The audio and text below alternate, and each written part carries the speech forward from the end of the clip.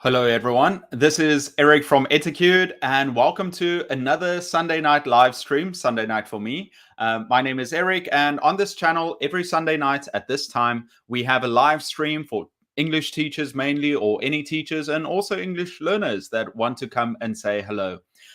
If you join in, put your name in the comments, say hello, where you're from, and if you have any questions about teaching or you want to share your experience, feel free to put it in the comments below.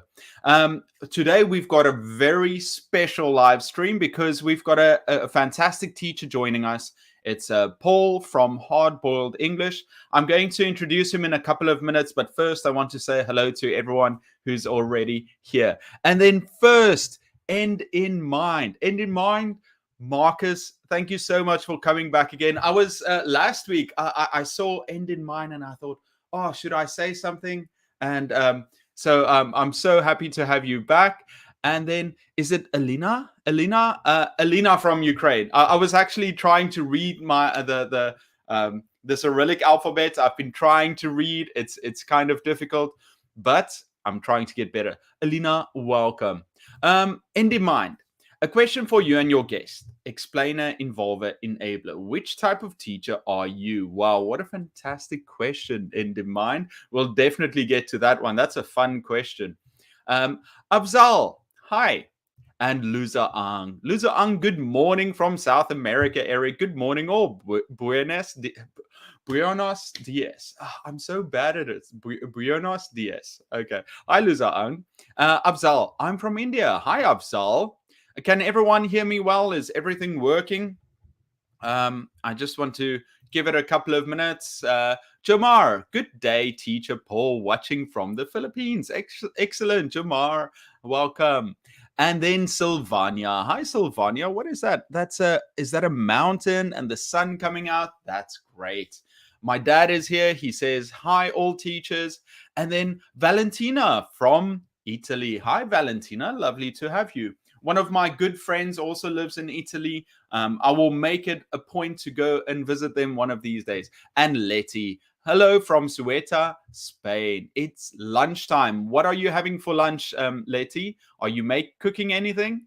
Vashti, hey, from Chile. Hi, Vashti. And Virginia, hello from Spain. Someone else from Spain with Letty. And Jihad, hi. Good afternoon from Algeria.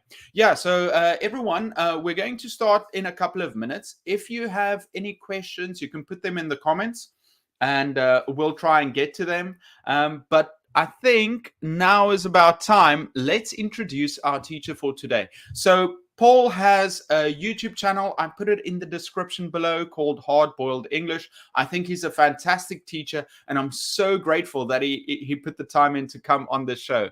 I'm going to introduce him now. First, we have Raheli from Israel. Hi, Raheli. Reziel from the Philippines. Roxana from Dominican Republic.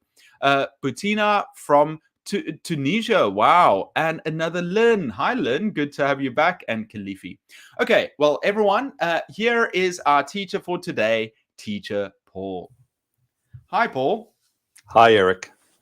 How are you doing Thank you today? for having me on. Well, I'm very well. Thank you. Well, first off, you're in Canada right now. Indeed, yes. And it's 6:03 a.m. Wow, so early. Thank you so much for joining us. I'm in South Korea. It's 10 o'clock here at night and it's 6 a.m. in the morning there. So I'm so grateful that you're here. I know that you've got a lot of experience and a lot to share with all the other teachers out there. So first, can I ask you to introduce yourself to everyone out there? So my name is Paul Duke. I'm a Canadian. I grew up in the Toronto area. And about 25 years ago, moved west to the west coast of Canada to a city called Vancouver, where I now live and teach. Go ahead. Paul, you're an English teacher. When did you start? Okay, so teaching English actually is my second career, and I started it in my 40s. So I've been teaching now in different forms for about 12 years, I think. So actually not long. But once I found this career, I found it was the greatest fit for me. and I've loved teaching ever since. Well, we've got a lot of new English teachers on the channel, and a lot of the questions and topics that we talk about is focused on them to help them out. Because when you're new, it's quite difficult. But you've been a teacher now for 12 years. Can you think back? Where did you start, and how was it starting to teach English, especially a little bit later in life? Yeah, it was coming to it a little bit later in life was challenging in some ways, and there were other advantages.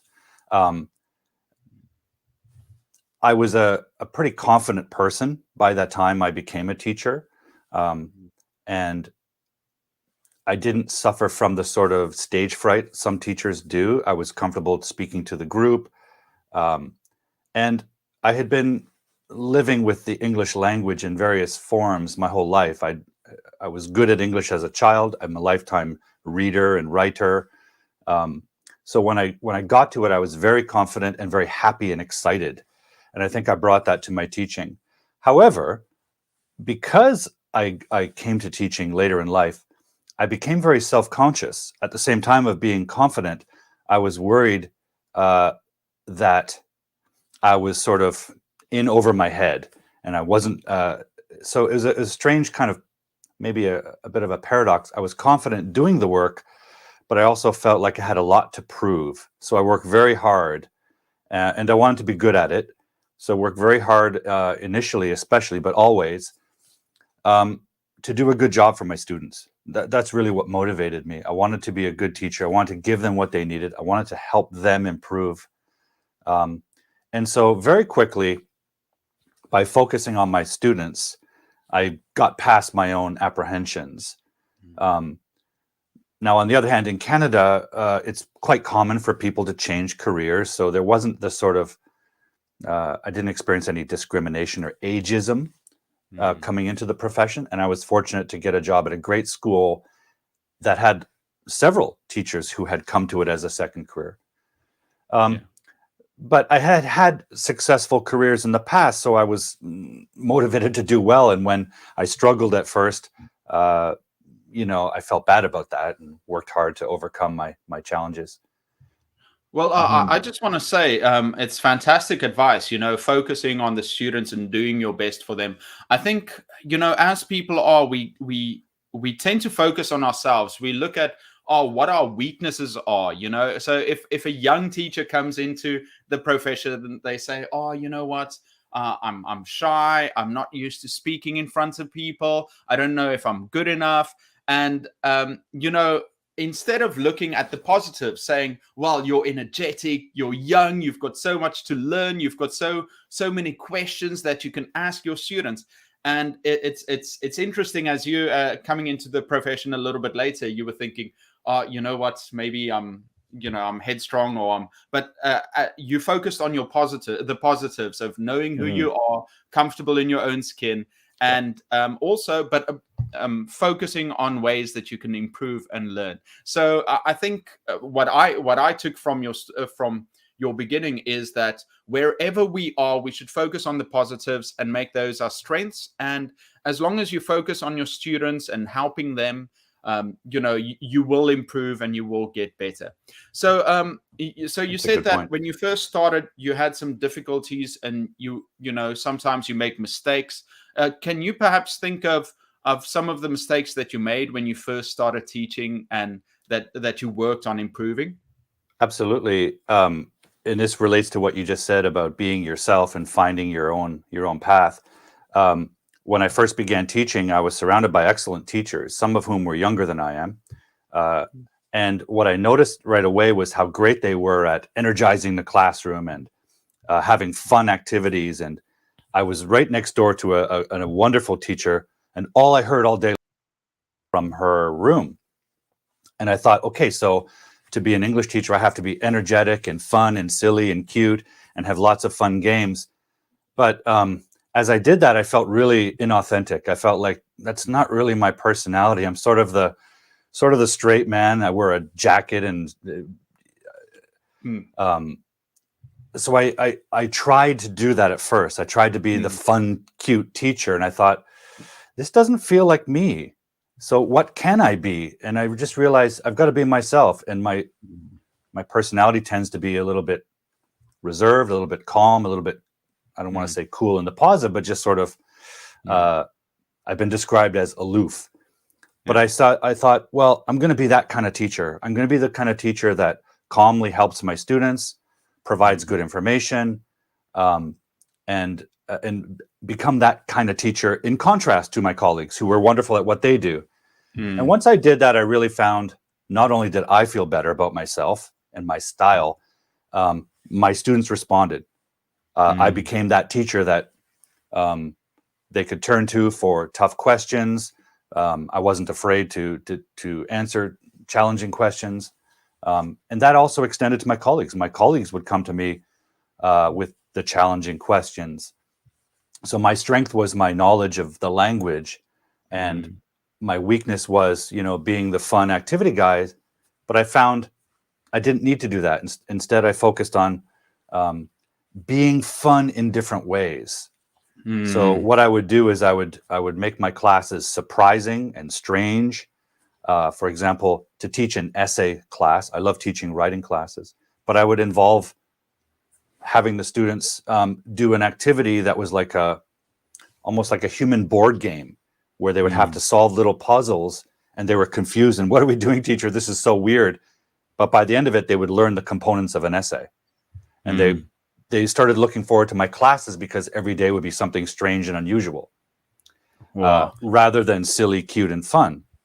Yeah. Well, I want to break this down a little bit. I think it's fantastic. I think we look at other people and we look at successful teachers and we think, okay, well, I need to be that. I need to learn that. Or to teach English, you need to do this.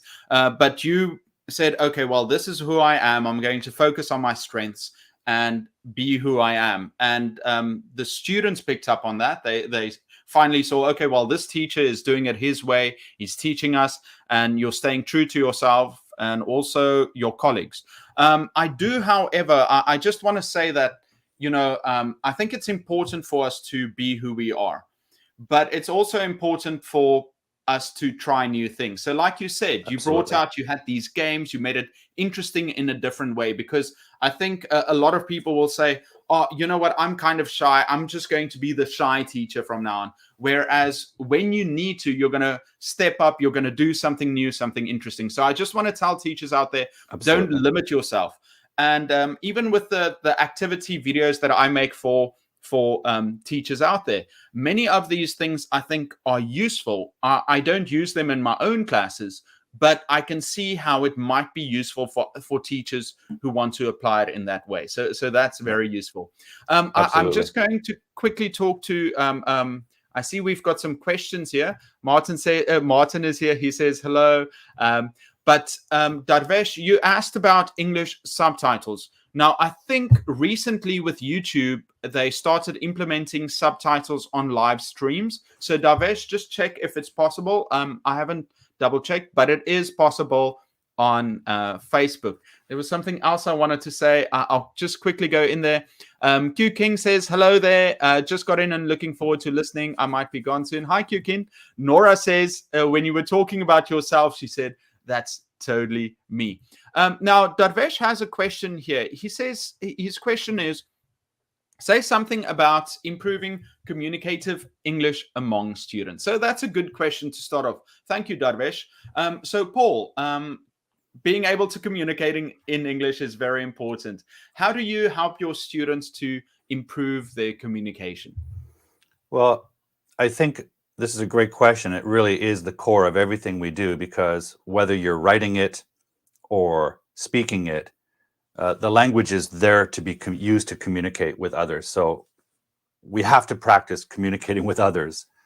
But I also look at language or communication as a series of little problems to solve, right? If you go to another country and you have to order a meal, that is a problem to solve. It's a little challenge. So in my classes, I try to make every lesson a series of little challenges and problems to solve. So I give my students challenges, things to do to solve a communication problem. And so it's not me talking and explaining, although there's a time and place for that. I try to get my students to accept the challenge, even if it's daunting or a serious challenge, but try to work it out with their classmates. So in a classroom setting, I'll have them work together to solve a problem. And that could be an exercise sheet. It could be a physical problem in the room. It could be a search for something. But they're doing the work of solving the problem with communication. Also, though, we have a new challenge, which is there's a lot of learners out there in the world who aren't traveling to places like Canada to study with international students. So the challenge for them is to find venues and forums where they can speak with other people using English, because their immediate environment of their home may not have English speakers.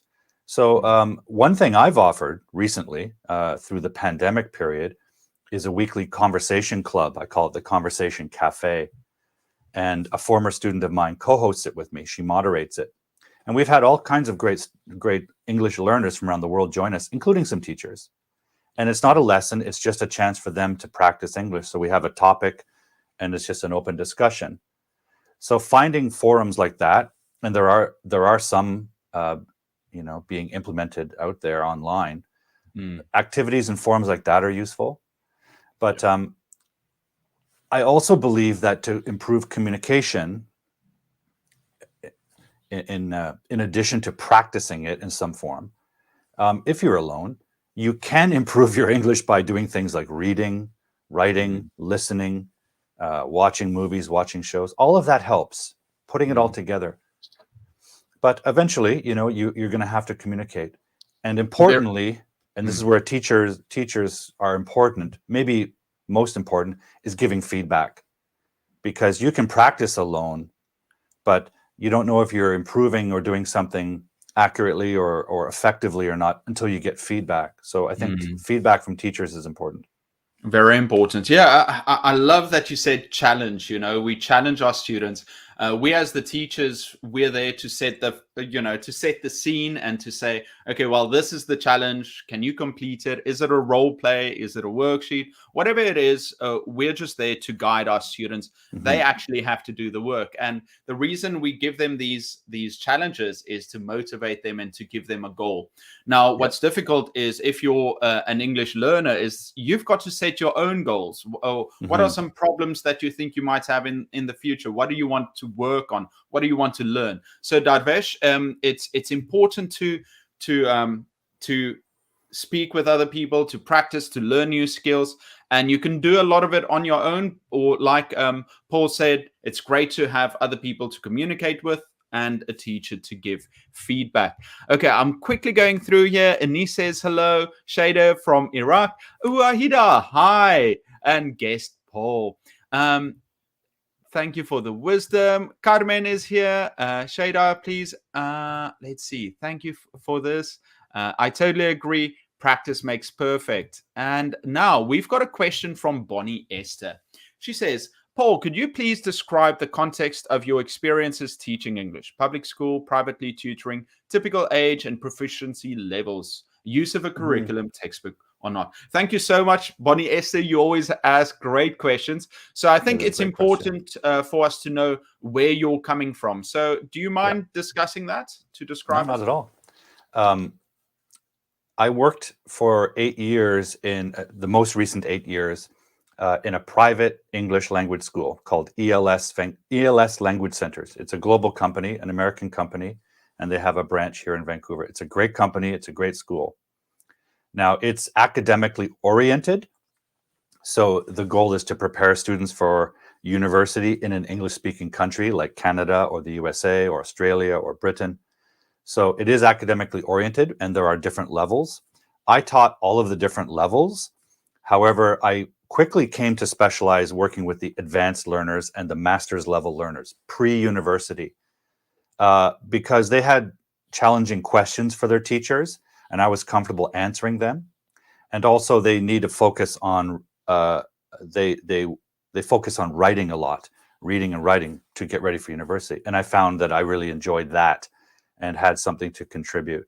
So my context was a private language institute, working with advanced level English learners. What was the other part of the question? Hopefully, I answered I most of think it. that that's great. It's just, and do you use a curriculum? So, what do you Yeah. help them with? I think that's important. A lot of Hmm. teachers work with young learners, but it for me it does get more difficult with advanced students. Yeah. Students that are already proficient, but they want to improve. How do you deal with that? That's very interesting to me. Yeah, I suppose that really is my specialty. That's what Mhm. I don't want to boast, but that's where I'm effective. Because first, the key to that is challenging them because they are capable of working with textbooks. And I worked at a company that did have its own curriculum, its own textbooks. But I used that as a launching point and incorporated lots of my own materials into it. And the key is not to make things easy for them. Easy is a word that I ban from my classroom, in fact. Um, it's about accepting the challenge. So as a teacher, I give them challenging material. And at that level, because they're proficient, I don't expose them to text material that's designed for their level. I expose them to authentic materials from the real world. For example, articles or essays written by native speakers for native speakers. Because if they're about to go to university, they're going to be reading books that were not designed for learners. They were designed for native speakers or proficient speakers. So I expose them to authentic materials that they have to work through. And there's a lot of vocabulary that they get exposed to, a lot of structures they're getting exposed to.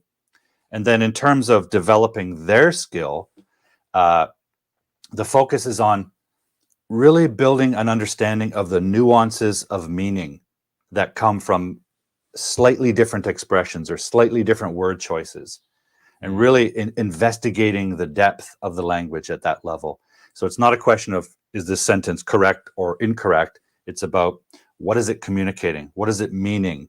And how can that be adjusted? So I always have this two words I always sort of preach is precision and clarity. Those are our goals. It's not about being correct or incorrect for a test. It's about can you communicate, whether it's speaking or writing, can you communicate the exact idea you have in your mind? And I mostly work with adult learners, by the way, so early 20s or above. And of course, they have complex adult thoughts in their own language, but their ability with English may be lower than their thinking level. And the goal is to match them and get that Wow. precision and clarity. Easier said than That's done, but it's a goal. Well, once again, that challenge comes up. Yes, I think with these advanced learners, especially adults, they've got interesting questions. Hmm. Why is something said one way and another way? So you're always kept on your toes with these interesting questions. I like the fact Absolutely. that you're using a lot of realia and things from the world that they can use Yeah. and interact with, because obviously that's what they're going to be, what they want to learn. They want Yeah. to learn how to interact with the world, with other people, with native speakers. They want to find out the exact meaning why things are used that way. Well, we've got a few good questions here. Hi Pao. Hmm. Hi Marilyn. So one of the things we want to talk about is where education is going, where what's going to happen to English learning. And Darvesh had another question here. He said, how do you feel about the differences between the old generation of teachers and the new generation of teachers? So I think Yeah. that's a good place to That's a start. really So good question. um, how do you think learning in the past, teachers in the past compared to now, what new skills have we had to adopt, and how are we different from our previous predecessors? Yeah, that's a great question. Um, and I would approach it in two ways. One, the obvious difference is the embrace of technology. Mm. And I can speak to this because I entered the profession as an older person, um, but new to the industry.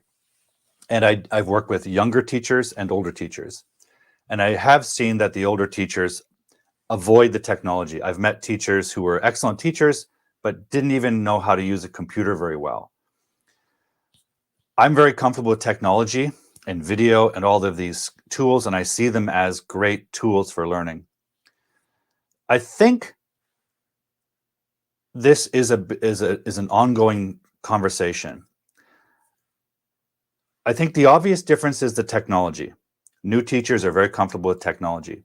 However, I've also noticed that new teachers sometimes are very quick to abandon the old traditional methods, throw it aside and tear it down, and sort of position themselves in our industry as sort of, disruptors or rebels, or we're doing all this, we're tearing down the old traditions.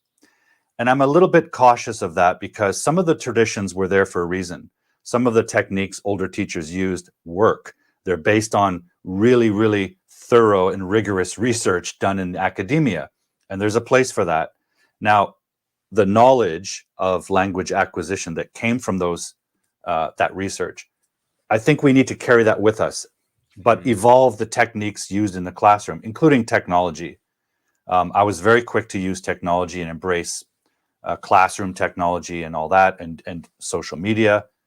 So I think the obvious surface difference is the use of technology, but there's a deeper issue here. And I think I would encourage new and younger teachers. They're comfortable with technology, obviously, but I would also encourage them not to just destroy existing education, because some of it works. I'll give you an example, Eric, that kind of concerns me. I hear people saying things like, well, traditional language learning doesn't work. It's totally ineffective. So we have to destroy it and introduce new techniques. Well, if that were true, that means nobody in the past has learned another language with traditional methods. That's just not accurate. That's false. Millions of people learned a second or third or fourth language using those traditional methods. Does it need to evolve and change and grow? Of course, absolutely. But I'm just a little bit cautious about destroying the existing knowledge base. I think that's hazardous. You bring up a great. Sorry if I interrupted. You bring quite up a right, great point. As soon as we had to move online, I just embraced it, and I thought, okay, well, there's so much I need to learn and to use, and a lot of my colleagues weren't taking it up. They said, no, I hate being online. It's the worst thing ever. It's not the same as being in the classroom. And I took the opposite stance. I said, well, we've got to evolve as teachers, Yeah. I remember studying to become a teacher. One of the things they constantly told us over and over again is that a teacher should be a lifelong learner. And then suddenly when we have to add technology, suddenly it's like, no, I want to stick to what I know and what I trust. There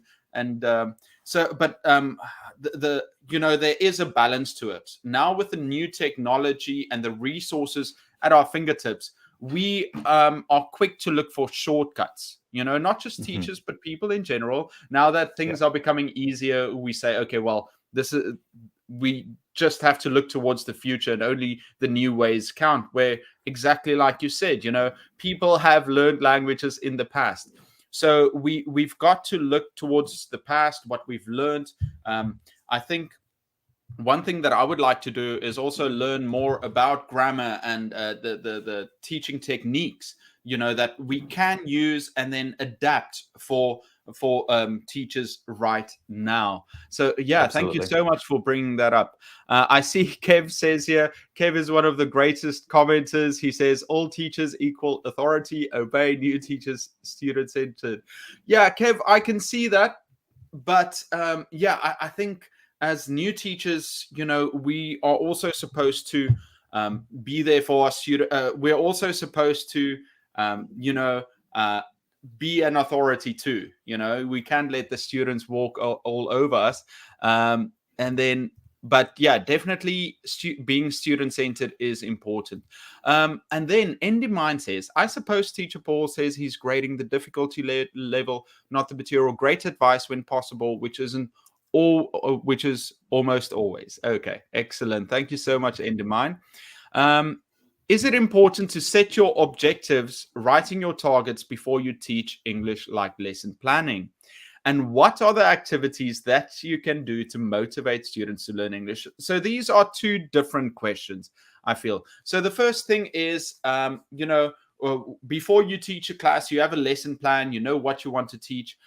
But is it important to set those objectives and be very rigid in the way that we teach them, or is it okay to be more flexible and adapt during the lesson? What Great are question. your feelings about that, Paul? Yeah, it's a great question, and it really speaks to what I do. In a classroom, I start with an objective for the day, a communicative objective. What will the students learn today? What are we aiming for? So I believe strongly in objectives, but and I don't lesson plan. I did when I first started, but I just found it took too much time. And very quickly, I internalized the structure of lesson plans. So I kind of do it in my head. For me, it's all about the objective. And I think it's similar to jazz music. I'm a big jazz music fan. Jazz music is structured around a melody. So that's like our objective. But the players of jazz music go all over the place and improvise, but they always come back to the melody. So that's what I do in my classroom. I start with an objective and I will write it on the board. This is what we're trying to achieve today. Whether it's asking for a banana or ordering a meal at a restaurant or complaining to your boss. That's an objective of communication. How we get there is open. And I'm extremely flexible and improvisational. I let it go all over the place. I let the students take it where it needs to go. And my job is to bring them back to that objective. I open the classroom for improvisation. Strange questions pop up. But I'm always there to guide them back to the objective so that by the end of the class, we have achieved the objective. So for me, it's all about the objective. That structures the lesson, not the plan. I might have a list of activities I want to try. I might use one of them. That's just me. I like that style. I like it challenges me to sort of create on the go. And I consider myself a creative person. So I have materials. I have stuff prepared, which we may or may not use. I let the students, sort of not guide the class, but open the class up and improvise with questions, with comments, with activities. Hey, teacher, can we do this? Sure, let's go there. So that's my classroom. Well, I think it's interesting. It also depends on what level you're teaching and what's going For sure. on. But I think when you're first starting out and you become a teacher, you're quite nervous. You need to learn all these things. Then structure is your friend. Having Absolutely. more activities, having everything planned out, that's great. And then perhaps just having a little bit of time to actually do something different or change your classes. And the more experience you gain, the more techniques and activities and things you learn, and then you can give yourself more time to adapt. It's almost like driving a car. When you first start driving a car, it's like you focus on the road, you look in the mirror, you're very nervous, but then the more you drive, you don't even think about, changing the gears. Or, well, if you're using a manual car, it becomes more effortless.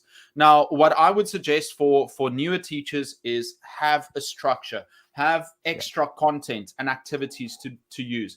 But as you get used to the structure of your classes, my classes too, I feel my classes are very boring. It's always the same. It's just about the students, getting them to talk, but I'm very confident and happy with the way that my classes go, but when I first started out, I didn't have all this, I didn't have all the experience. I felt more at ease having more material and ideas to use for the classes. But very important is having that objective to reach, because if you don't have goals, if you don't have objectives, you don't know what you're aiming for. And the students also feel like they don't know what's happening. Maybe they're practicing, but they don't know what they learned. So especially with a language where you don't feel yourself improving, but if you have these goal posts that you reach, you can tell the students, hey, listen, we did this last week, this, and they're like, oh yeah, you know what, I am improving that way. I think also, Eric, goals are the key to motivating students. I mean, ultimately, a student has to motivate themselves, especially if they're an adult. So it's all about identifying what their goal is. So I start my classes that way. When I first meet a student, what are your goals in English? And hold them to that and show them how this lesson or this piece of language tool will get them to their goal. So it's identifying what they want, Yeah. and that'll keep them I motivated. remember in the past, I had these private lessons with students too. And the first thing you ask them is obviously, what do you want to gain from this? What are your goals?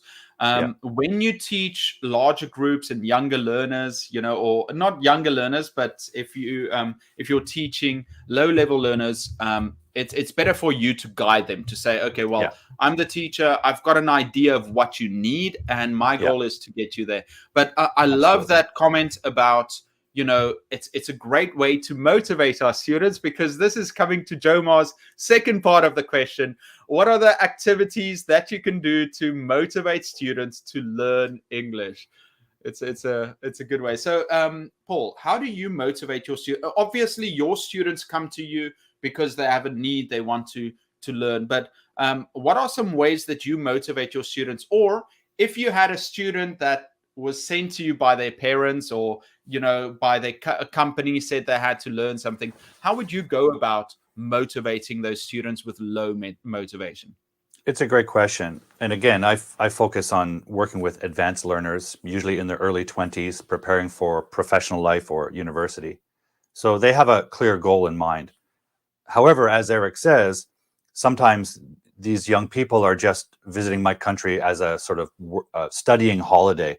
They really want to go out and meet friends and hang out and go to the bars and drink and party and all these fun things.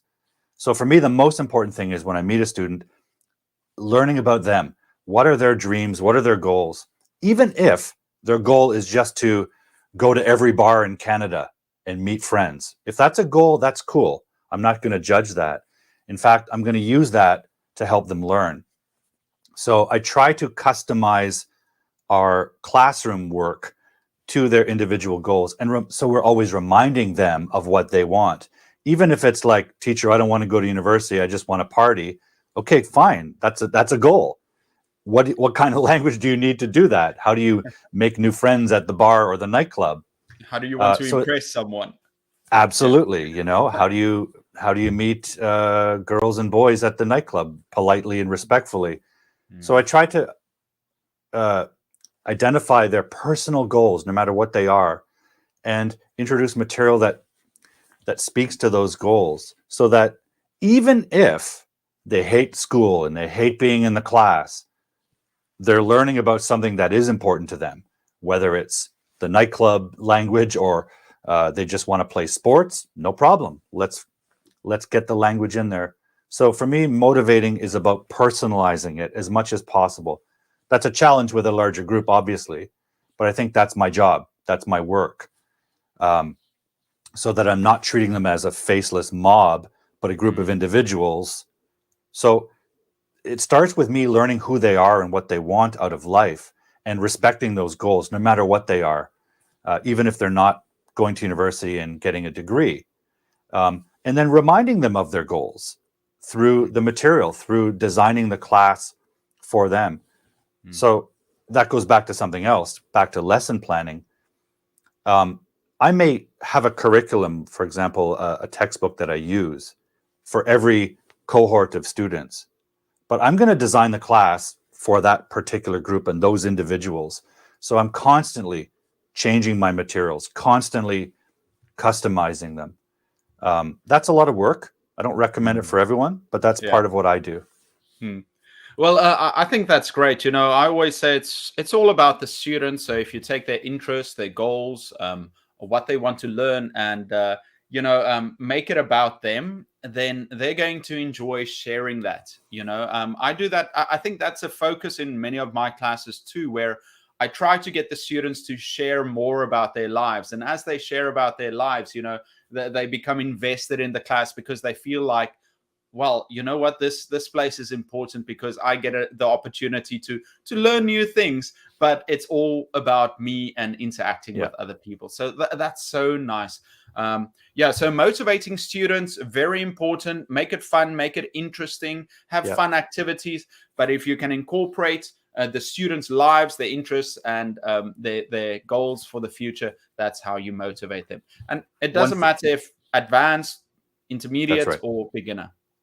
One last piece of that puzzle, Eric, I would add is that part of the motivation and the energizing of a class is us being passionate about what we do. I'm crazy. I love the language, so I try to make something even as dry as a piece of grammar or vocabulary, like a voyage of discovery. Like, look how cool this is. We're breaking the code. So that's legitimate. I care about language deeply like that. So that tends to sort of get them excited about something that could be really boring and dry otherwise. Great. So I think that's true. Motivating students requires passionate teachers. It's so easy. This is a channel for teachers, but I don't think I mention it often enough. Where we should be passionate about what we're doing. It doesn't need to be the language. It could be being interested in your students, being passionate about your a hobby or something, but bringing that out and sharing that with the students. Whatever it is, the students are going to be relate to someone who's excited about it. So great advice there. I hope you all enjoyed it. Now it's already 40 minutes. Can you believe Amazing.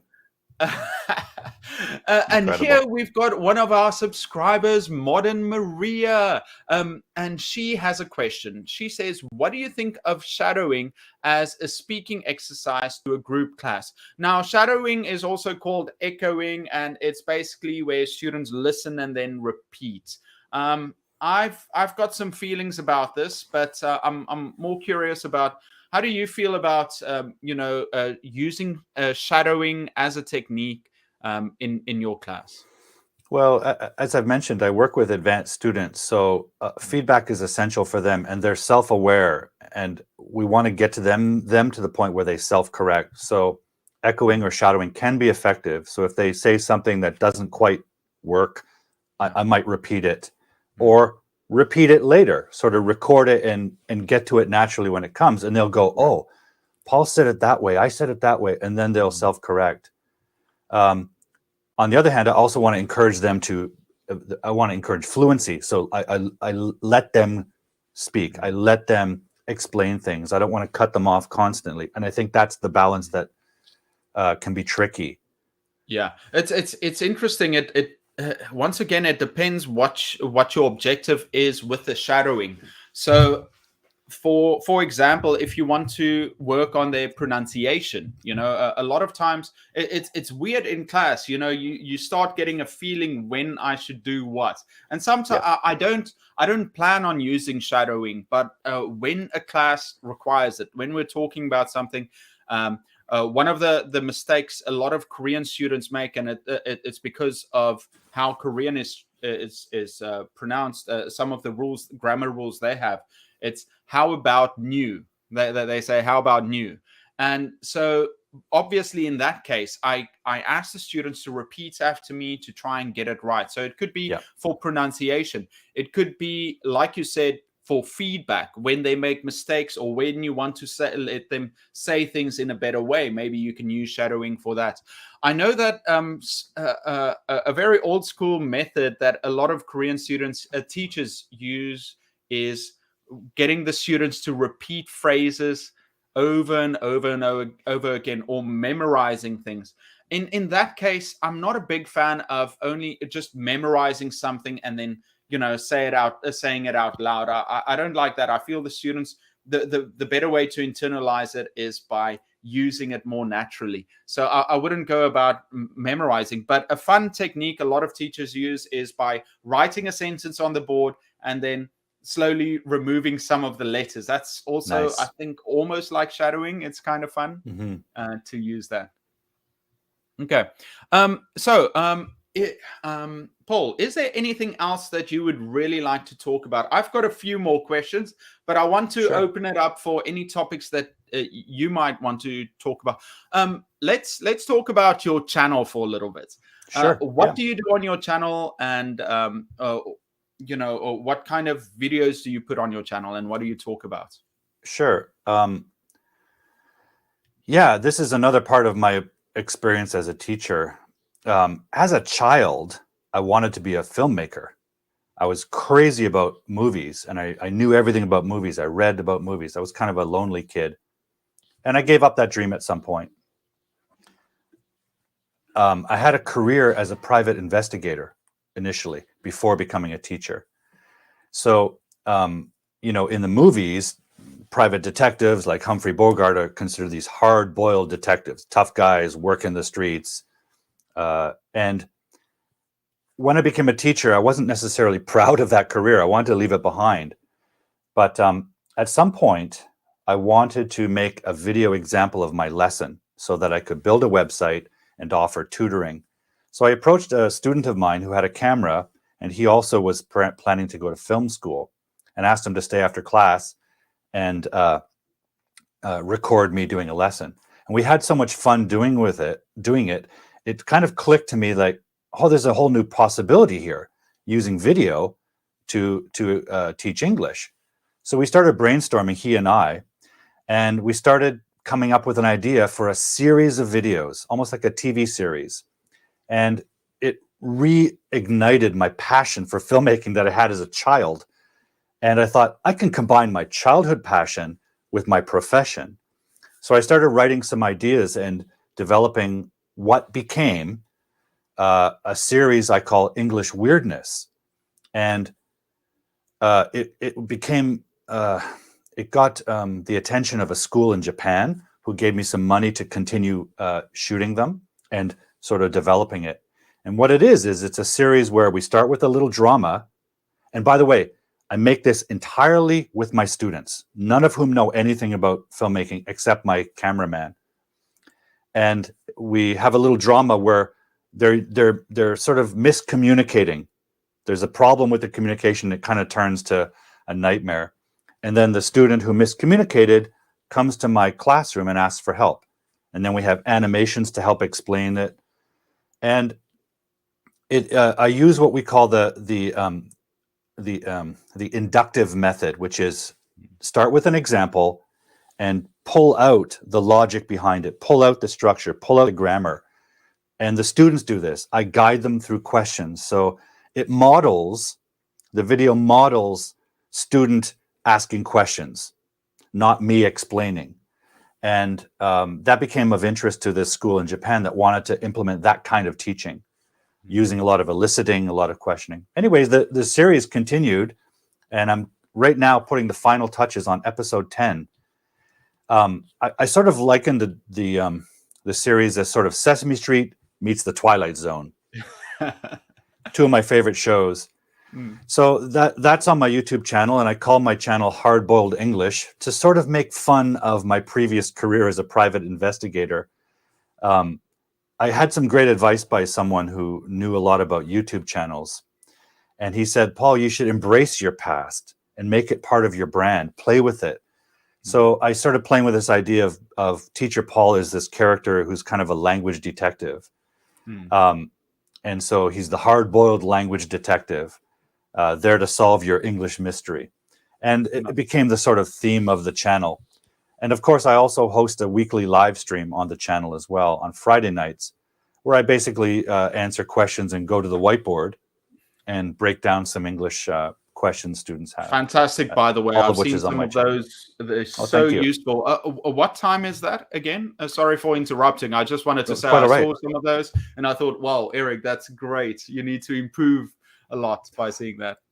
Yeah, so that's Friday evenings. Friday evenings in Canada, 7 p.m. my time, which is PST, Pacific Standard Time. So Vancouver or Los Angeles time, 7 p.m. So in your neck of the woods, it's, I think, early morning. Yeah. It's 13 hours from now. So yeah. Wow. So it for our Asian viewers, they can see it Saturday morning. Okay. Right. And it's all available on the channel. It broadcasts, I stream to YouTube, Facebook, LinkedIn, Twitter, all those places. Well, it's so interesting, you know, your passion for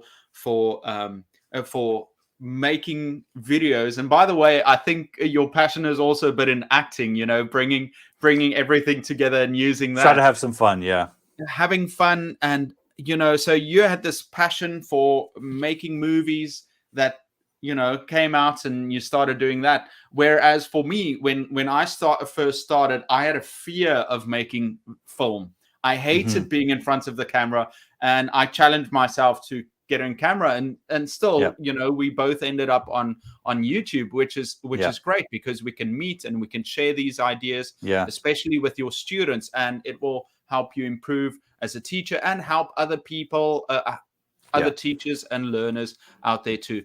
And actually, we have a question that I just missed for a second, and it's all about finding the intrinsic motivation. I think kind of how can we get these reasons for doing what we're doing out of our students? I think trying to bring their passions to the front.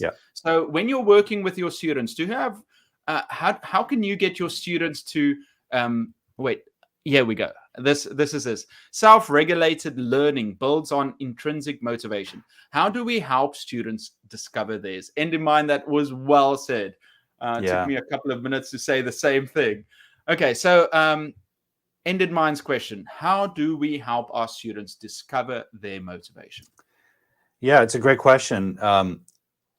I think, like all things, teachers are first and foremost an example. We just like parents are for children. We are a model. So we have to model what we want them to learn, whether it's pronunciation or sentence structure, but also motivation. So I try to be an example, a living, breathing example of someone who has incorporated all their passions into one thing. So making the films, making the videos, teaching, my interest in language. I'm an example of someone who's put all of my personality, all of my loves, all of my passions into one package and figured out how to do that. So I'm not preaching and living a different way. So first of all, I get to know my students, as I've mentioned, and asking them questions about what they can do and why not and why not. So if their dream is to become a professional soccer player, but they have an injured leg, don't give up on that dream. Incorporate it. Maybe go into business and then work in the sports business side, which is a huge industry. So, intrinsic motivation comes from pursuing our interests and our dreams and finding ways to put the pieces together. And in that sense, I'm very non-traditional. I believe there's a lot of ways to earn a living out there in the world, not just the usual ways. And I think it all comes from doing something you love. And if you love what you do, you'll do it often. If you do it often, you'll get good at it. If you get good at it, someone will pay you to do it. So I'm always encouraging, and part of that is the classroom. Whatever is of value to a student, whatever is important to them, I want to respect that in a safe environment and encourage them to pull it out and make things personal, and respect each other. Because the more they sort of identify their passions, the way I did with my childhood passion of filmmaking, the more they can be true to those things, the more they can figure out a way to put the pieces together. It's about making those connections for ourselves. I love what you said about being a role model first, as teachers. So if we show our students who we are and the things we're passionate about and interested in, they will feel more open and say, okay, well, you know what? If our teacher is talking about these things and they're pursuing their goals, and then also they're asking us about ours and asking questions about what's important in our lives, it almost gives us it gives us the opportunity to talk about it and to pursue it. That is so good. We've had so many lovely comments here. Cheryl says, "You're a great mentor, sir." And then we are lucky to have you here today. Thank you for a great live stream. My honor. Nerve too. I can't believe it. So for everyone out there, what can we? So you're making that series on, what is it? What is the series name again? Weirdness. English weirdness. There we go. And on your channel, you also have a live stream. What else can we expect, or what else do you want to do in the coming future, the immediate future, Mhm. the next year or so, let's say? Yeah, I'm going to once English Weirdness is done. These are 30-minute episodes, so they take a long time to shoot and edit and build. They also cost a lot of money. So what I'm going to do once the episode 10 is done is develop. I've got a couple of other series projects. One is called English Confidential, where I explore the mistakes that native English speakers make that our learners shouldn't necessarily follow. So bad habits of native speakers, we're going to investigate those. And that's a shorter series. That's a 10-minute episode series. So I'll be working on that. I'm also going to start producing some really basic English lessons that I can build, and those would be targeted more for beginners or intermediate students. Because I worked this past summer developing an English program for a school in China, the new Juilliard Music School, in fact. Wow. The Juilliard Academy in New York City, very famous music school, opened their only second campus in China for international musicians. So we developed an English course, and it revealed a need for some really basic building block kind of lessons. So I'm going to shoot a bunch of those and develop that project. So I'm going to continue working with video. I work from home now, so I can do that. I have more time to do that. The other thing I'm going to continue doing is working with private students, one-to-one, online. So I'm available for that if anyone needs that. And thirdly, I want to continue meeting and interacting with other teachers and learners out there online. And that's been something great that has come out of the pandemic. There's a virtual community of us out there, and I've met some really amazing people, not the least of which is yourself, Eric. I've been watching your show and really admiring what you do and your approach to learning and your knowledge base and all that. And I've been reached out to by other teachers, and just this building this online community and that connecting us around the world, that's been a great thing that's come out of the pandemic. And I want to continue that, participating with each other's projects and supporting each other, and pushing the teaching into the online world a little bit more, because even when we get back to the classroom, I think this is also going to be this is going to remain a viable piece of our education. Definitely. I had a few comments here about saying something reminded to thank you very much for reminding me why I always need to improve myself and become like you. I think we can all see your passion and your drive to do things in the future, and all these things that you're planning and going to do. It helps us too. Like someone said here, it's not just about making movies, but it's also following your passions and putting and using English to do that. So that was so nice. Well, I think what did I want to say? Yes, online teaching. It will always stay here. I feel like doing hybrid lessons in class, but also using online to add to it could definitely be something that we're going to do. And a lot of people saying here, we've got where is it? Sorry guys, I'm just searching here for some of the ones. I saw one from Boni-esther. Here we go. She says, very affirming, informative, and enjoyable. I will definitely share your website with all the ESL teachers I meet in the Commonwealth of Massachusetts. Yeah, it's so interesting, connecting with teachers that we would have probably never had the chance to. And now, we can learn from each other, we can build. And I'm so happy to connect with everyone. Lu Zhang says, excellent. I will be part of the group if possible. Study mesh. I'm going to do one last question, I think. Wait, thank you for sharing. Do you prefer? Okay. Well, Paul, I think I just want to say thank you so much for waking up early and doing this live stream. There are so many things I still want to ask you. It feels like we're ending things early, but time is up, unfortunately. I just want to say, everyone, check out Paul's channel, Hardboiled English with Paul. I put it in the description below. And check out the English Weirdness series. I think that's going to be very interesting. Also, the live stream. Paul, final words. Well, first and foremost, thank you very much, Eric, for having me on. It's been an honor and a pleasure.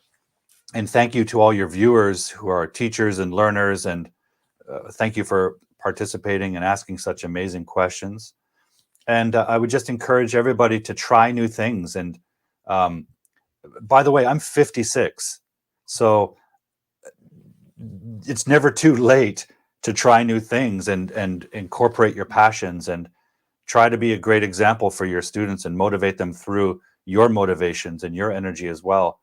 But be yourself and put that into your teaching.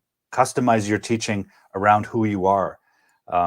As I said earlier, I thought I was a real stiff sort of boring teacher, but if I play with that, it becomes authentic. So I would just say thank you to everyone and keep doing your best to be great teachers, because the world needs great teachers right now more than ever. Wow. Paul, that was perfect. Thank you so much for sharing it. I can see my audience, everyone out there, they just loved having you on. Jamal also says, learned so much. My dad says, thank you, Inez. Paul, thank you so much. We will definitely talk again. Everyone, have a lovely week. I think I'm so energized now. I'm ready for the week, and I'm sure all of you are too. Everyone, have a lovely evening for myself, or day if you're Paul, and I'll see you next time. Bye-bye. Thank you, everyone. Bye-bye.